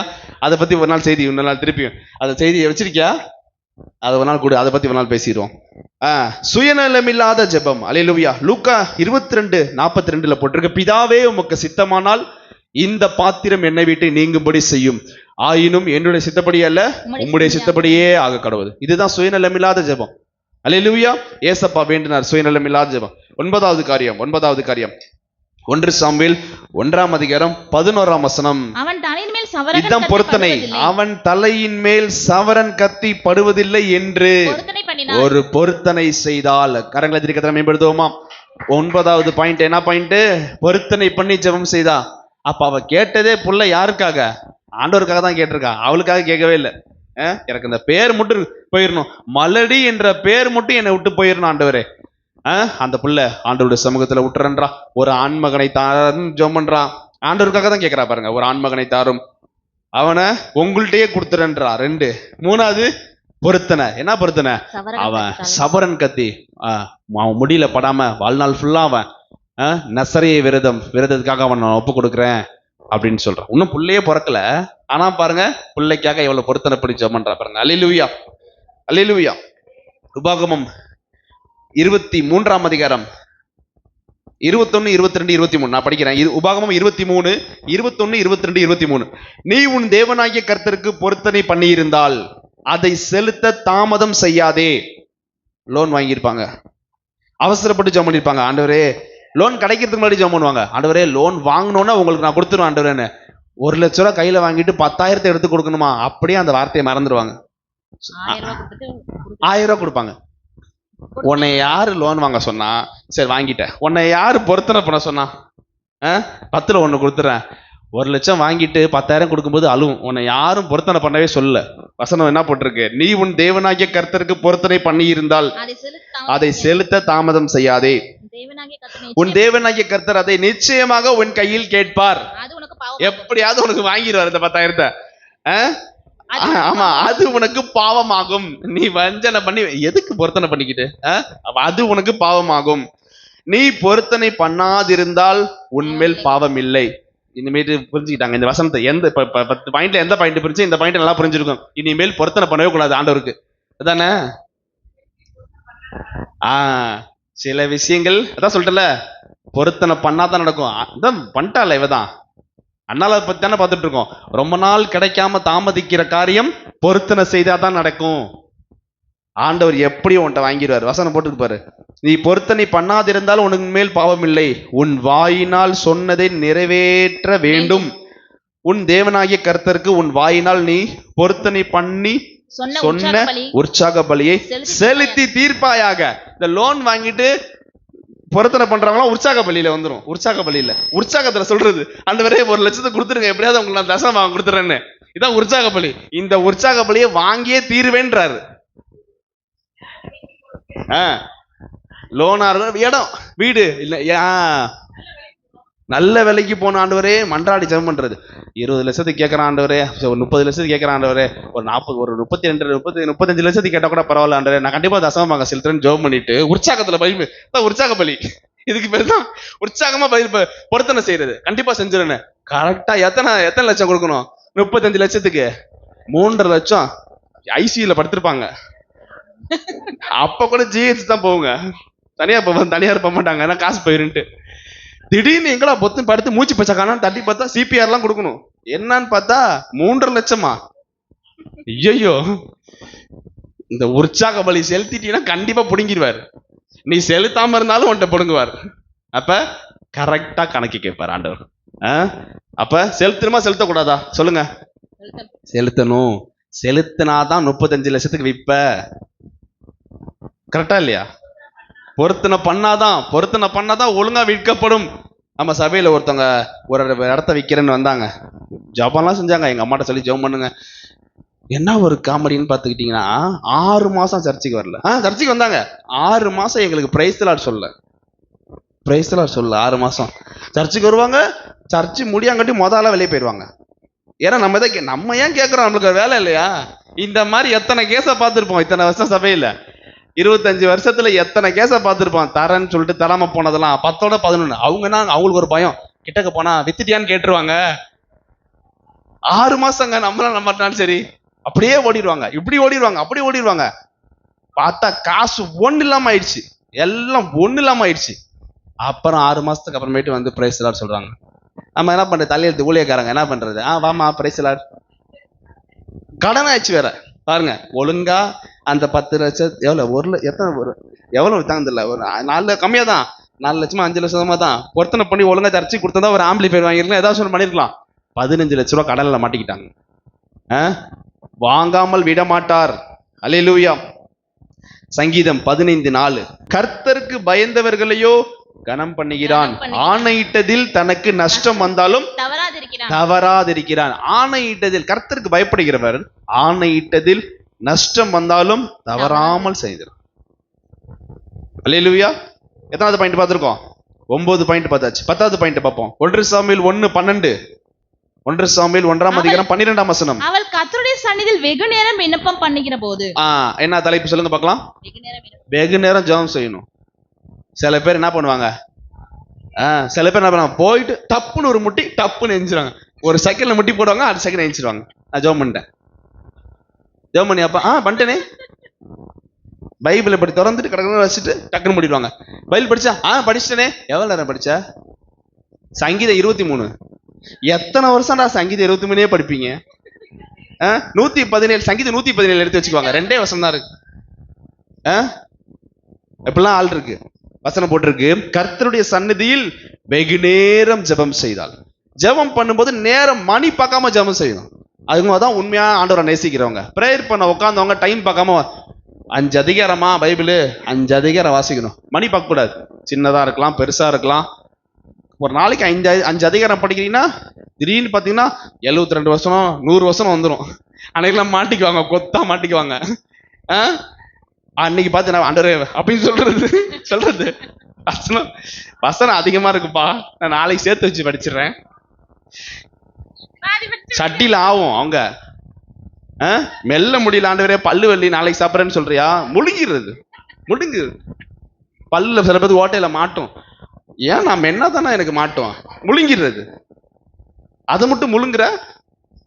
பல்லு வலினோ இல்ல ஓட்ட பல்லுனோ இல்ல சொத்த பல்லுனோ இல்ல பல்லுல சந்து பல்ல மாட்டிக்கணும்ட்டு 2 கறி சாப்பிட்றியா?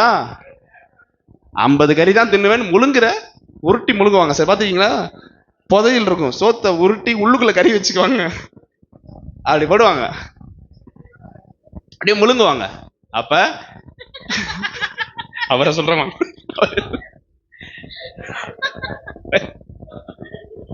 உங்களை சொல்ல பள்ளியில தான் வருது.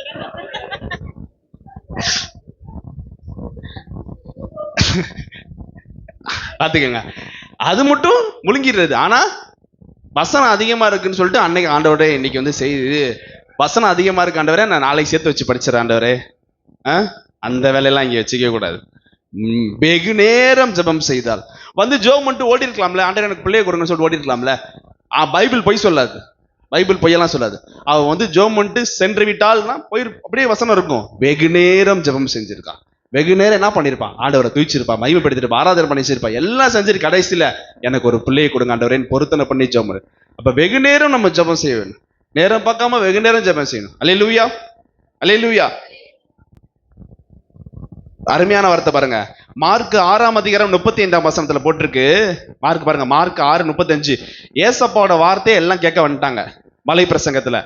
வசனம் போட்டிருக்கு, வெகு நேரம் சென்ற பின்பு அவருடைய சீஷர்கள் இயேசுவின் இடத்தில் வந்து, இது வனாந்தரமான இடமா இருக்குதுப்பா, வெகு நேரம் ஆயிருச்சு, மக்கள் நவுறவே இல்லை ஆண்டவருடைய வார்த்தையை கேட்டு, வெகு நேரமா உட்காந்துருக்காங்க, இவங்களுக்கு சீக்கிரம் அனுப்பிவிடுங்க, வீட்டுல போய் சாப்பிட்டும் அப்படின்னு. ஆண்டவர் விட்டுருவாரா? பசியோட பிள்ளைங்கெல்லாம் கூட்டிட்டு போவீங்களேன்னு சொல்லிட்டு விட்டுருவாரா? கூட்டத்துக்கு போயிட்டு நிறைய பேர் வேனை விட்டுட்டாங்களாம், பாதி பேர் பஸ் பிடிச்சி வந்திருக்காங்க. இன்னைக்கு கூட்டத்துக்கு போனது சாப்பாடு தரல, பண்ணு கொடுத்துருக்காங்க.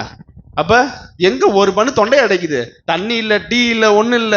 ஆனா ஆண்டவர் என்ன பண்ணிருக்காரு, வேதனைப்படுவாங்களே, ஐயோ என் ஜனங்கள் போற வழியில துவண்டு போயிருவாங்களேன்னு சொல்லி 5 அப்பம் 2 மீன் 5000 பேரு வெறும் பண்ணு மட்டும் கொடுக்கல, மீனோட அனுப்பியிருக்காரு, தொட்டு சாப்பிடு நல்லான்னு.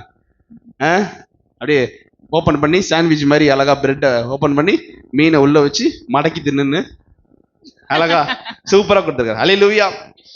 11 மணி இல்ல, மணி ஆயிடுச்சு, 8:30 ஆயிடுச்சு. இன்னும் 5 பாயிண்ட் சொல்லணும், வேகமா சொல்லிடுறேன். 1 சாமுவேல் 1:13. அன்னாள் தன் இருதயத்திலே பேசினாள். அவ்வளவுதான், எழுதிக்கங்க. 11வது பாயிண்ட், இருதயத்தில் பேசி. நம்ம இருதயத்துல கண்ட கர்மத்தையும் சிந்திச்சுட்டு இருப்போம், ஆமாவா இல்லையா? நாளைக்கு ஆகட்டும், வந்துட்டாளா அவ, ஊருக்கு போயிட்டு வந்துட்டாளா அவ, நாளைக்கு ஆகட்டும் அப்படின்னு நாளைக்கு சண்டலுக்கு போறதை இன்னைக்கு நைட்டு பேசிட்டு இருப்போம், இது இல்லையா? விடிய நாளைக்கு வரட்டும், நாளைக்கு சர்ச்சில் போய் என்ன பண்றேன்னு பாரு, போன வாரம் என்னை அப்படி செஞ்சிச்சு, தள்ளி உட்காந்துருச்சு, இந்த வாரம் நான் தள்ளி உட்காரப்பாரு.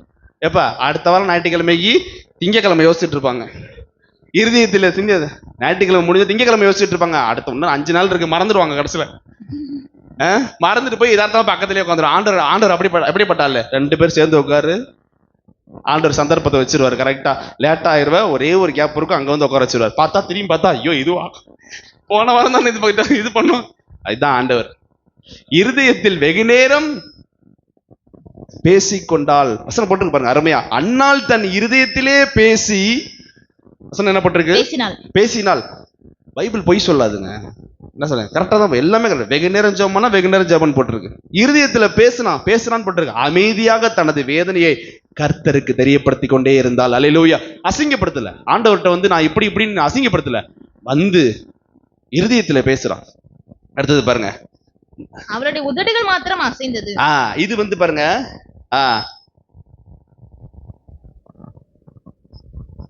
அது படிச்சிரு.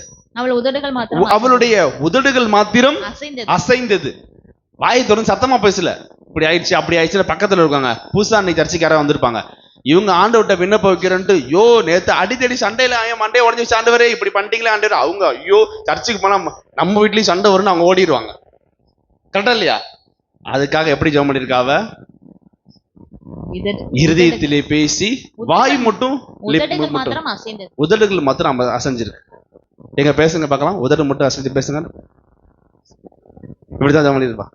கரெக்டா இல்லையா? உதடுகள் மட்டும் அசைது. இத பார்த்துட்டு என்னாச்சு பாருங்க, அவள் சத்தமும் கேட்கப்படவில்லை. படி. ஆகையால் அவள் வெறுத்திருக்கிறாள் என்று ஏலி நினைத்து, இல்ல ஒரு நிமிஷம் இருவர, இது வந்து இது ஒரு இந்த பாயிண்ட் முடிஞ்சா 12வது பாயிண்ட் பாருங்க. 12வது பாயிண்ட் 1 சாமுவேல் 1:6 என்ன போட்டிருக்கு? 1 சாமுவேல் 1:6 போட்டிருக்கு.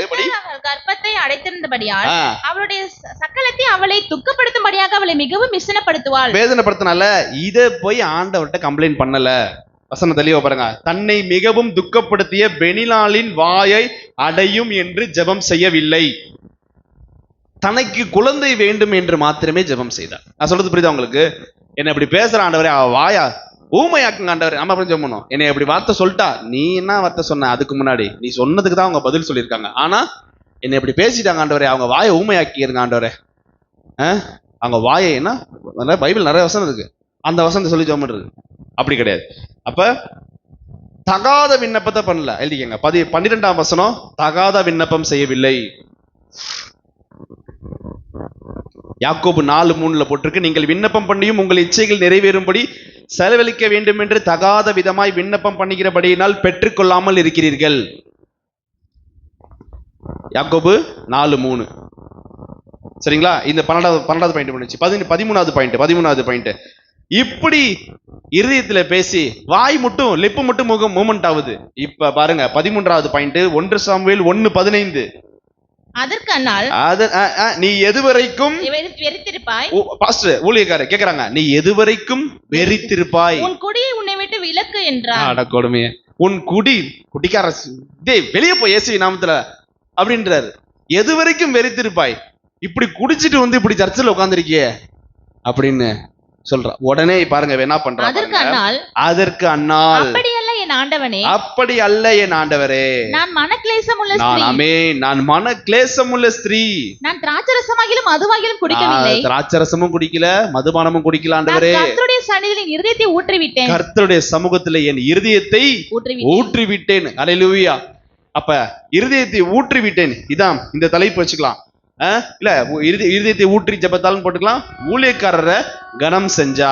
உடனே யார பாத்தியா கேட்ட, குடிச்சிருக்கியா வயசான கெல்ட்டு அப்படி கேட்கல. அவரு கிழவன் தானே, அவருக்கு கண்ணு போச்சு. யாருக்கு? ஏலி தாத்தாக்கு. அவரே தடவிட்டு இருக்காரு. கண்ணு நல்லா இருந்தா அவர் ஏன் குடிச்சிருக்கான்னு கேட்கிறாரு ஜெபம் பண்றாங்களா பார்த்து. அப்ப இவ பதிலுக்கு கேட்கல, யோ கண்ணு தெரியாத கபோதி, ஜெபம் பண்ணிட்டு இருக்க, குடிச்சிருக்கியான்னு கேட்கறியா? அப்படி கேட்கல. உடனே என்ன சொல்றா, அப்படியே என் ஆண்டவனே. ஊழியக்காரரை எவ்வளவு மதிக்கிறா பாருங்க. ஆண்டவரோட ஒப்பிடுறான், தேவனுடைய தூதர்களா ஒப்பிடுறான். அப்படியல்ல என் ஆண்டவனே, நான் மனம் கிளேசமுள்ள ஸ்திரீ. அல்லேலூயா. அப்ப இந்த இடத்துல என்ன வருது பாருங்க. ஒவ்வொரு திருப்பும் ரோமர்ல ஒவ்வொரு திருப்பும் படிக்கிறோம். என்ன படிக்கிறோம் நம்ம? ஊழியக்காரரை 1 தெசலோனிக்கேயர் 5ஆம் அதிகாரம் 13ஆம் வசனத்துல, ஊழியக்காரர்களுடைய கிரியைகளை நீங்கள் மதித்து அவர்களை மிகவும் அன்பாய் எண்ணிக்கொள்ளும்படி உங்களை வேண்டிக் கொள்கிறோம். ஊழியக்காரருடைய கிரியை பார்த்தனா இவ திட்டி இருக்கணும், ஏன்னா அவதான் குடிக்கிறன்ட்டார. ஆனாலும் ஊழியக்காரரை கனம் பண்றான். கோவம் வரல அவளுக்கு, உடனே அவ கனம் பண்றான். அல்லேலூயா. கனம் பண்ணுவதில் முந்திக் கொள்ளுங்கள். பக்கத்துல இருக்கவங்கள்ட்ட பிரைஸ் லார்ட் சொல்றதுல முந்திக்கலாம். ரோமர் 12:10 போட்டிருக்கு, சகோதர சிநேகத்திலே ஒருவர் மேல் ஒருவர் பட்சமாயிருங்கள், கனம் பண்ணுகிறதிலே ஒருவருக்கொருவர் முந்திக் கொள்ளுங்கள். பார்த்தா பிரைஸ் லார்ட் சொல்றது, பார்க்கலனா கழுவுற மீன்ல நழுவுற மீன் மாதிரி சாக்கடைக்கு ஓடிடுறது. கழுவிட்டு இருக்கும்போது சில மீன் விழுந்துரும்ல சாக்கல்ல. அப்ப அதான் சோத்திரம் சொல்லாம பக்கத்துல பிரைஸ் லார்ட் சொல்லாம போனா இதுதான். அடுத்தது பாருங்க 14வது பாயிண்ட். 1 சாமுவேல் 1:15. இருதயத்தின் வேதனைகளை கர்த்தரிடம் ஊற்றிவிட. 15ஆம் பாயிண்ட் எழுதிக்கங்க. 14வது பாயிண்ட், இருதயத்தின் வேதனைகளை கர்த்தரிடத்தில் ஊற்றிவிட்டால். இதுக்கு ஒரு உதாரணம் சொல்லணும்னா, மத்தேயு 26:7-8 என்ன போட்டிருக்கு? 7ல போட்டிருக்கு, ஒரு ஸ்திரீ விலையேற பெற்ற பரிமள தைலத்தை இயேசுவின் பாதத்துல உடைச்சு ஊத்தி தலைமயிரினால் பாதத்தை கழுவினாள், கண்ணீரினால் கழுவினாள். ஒரு வசனம் போட்டிருக்கு பாருங்க. அதே மத்தேயு 26:12 ஆண்டவர் அவளை எப்படி சொல்றாரு பாருங்க. இவள் இந்த தைலத்தை என் சரீரத்தின் மேல் ஊற்றினதின் நிமித்தம் என்னை அடக்கம் பண்ணுவதற்கு எத்தனமான செய்கையா இருக்கிறது. அப்ப கர்த்தருடைய சமூகத்துல இருதயத்தை ஊற்றி ஜபிக்க வேண்டும். அப்படி ஊற்றுனால ஆண்டவர் மென்ஷன் பண்றா பாருங்க, தைலத்தை ஊற்றுனது என்னுடைய சரீரத்தை அடக்கம் பண்றதுக்கு சமமா இருக்குன்னு சொல்லி. அப்ப ஆண்டவரோட சமூகத்தை இருதயத்தை ஊற்றி ஜபிக்க வேண்டும். அல்லேலூயா. கடைசியாக 15வது பாயிண்ட், 1 சாமுவேல் 1:8 1:18. 1 சாமுவேல் 1:18. அப்பொழுது அவள் அடியாளுக்கு உம்முடைய கண்களில் தயவு கிடைக்க கடவது என்றாள். 1 சாமுவேல் 1:18. புறப்பட்டு போய் போஜனம் செய்தால் பிற்பாடு அவள் துக்கமுகமாய் இருக்கவில்லை. ஜெபம் செஞ்சுட்டு வந்தோன விசுவாசித்து அவ போய் என்ன போட்டிருக்கு, நேரா போய் சாப்பிட்டான்னு போட்டிருக்கா. அவள் போஜனம் பண்ணினாள். அப்ப ஃபர்ஸ்ட் பாயிண்ட்ல வசனம் படிச்சோம்ல, அவர்கள் எல்லாரும் புசித்து குடிச்சிட்டு இருக்கும்போது அவள் எழுந்திருந்தாள். அன்னாள் ஒருத்தி மட்டும் எந்திரிச்சிருக்கா. அப்ப பாஸ்டிங் இருந்திருக்கா. காலையில இருந்து சாப்பிடல, பாஸ்டிங் இருந்து சர்ச்சில் போய் ஜெபம் பண்ணிட்டு வீட்டுக்கு வந்து புசித்து அதுக்கப்புறம் துக்கமுகமா இருக்கவில்லை. 15 பாயிண்ட் அதுதான். ஆண்டவர் மேல பாரத்தை வச்சு, கர்த்தர் மேல உன் பாரத்தை வைத்து விடு. நம்ம என்ன பண்ணுவோம்? ஆண்டவரே நீங்களும் சுமந்து பாருங்கன்னு வச்சுட்டு எடுத்துருவோம். நான் எவ்வளவு கஷ்டப்படுற பாருங்க ஆண்டவரே, நீங்க கொஞ்ச நேரம் தூக்கி பாருங்களேன் என் வெயிட்ட அப்படின்னு கொடுத்து திருப்பி வாங்கிரும். கரெக்டா இல்லையா? கரெக்டா இல்லையா? அதான். ஆனா ஆண்டவர் சொல்ல, கர்த்தர் மேல் உன் பாரத்தை வைத்து விடு, அவர் உன்னை ஆதரிப்பார், அதிசயங்களை செய்வார், நீதிமானை ஒருபோதும் தள்ளாட விட்டார். அல்லேலூயா. அப்ப பிற்பாடு துக்கமுகமா இருக்கவில்லை. அப்ப எப்ப ஜெபம் செஞ்சுட்டு நீங்க வெளியே போகும்போதும் ஆண்டவர் என் ஜெபத்தை கேட்டார் என்று சொல்லி நன்றி சொல்லி விசுவாசித்து இங்க இருந்து கிளம்ப வேண்டும். அல்லேலூயா, அல்லேலூயா.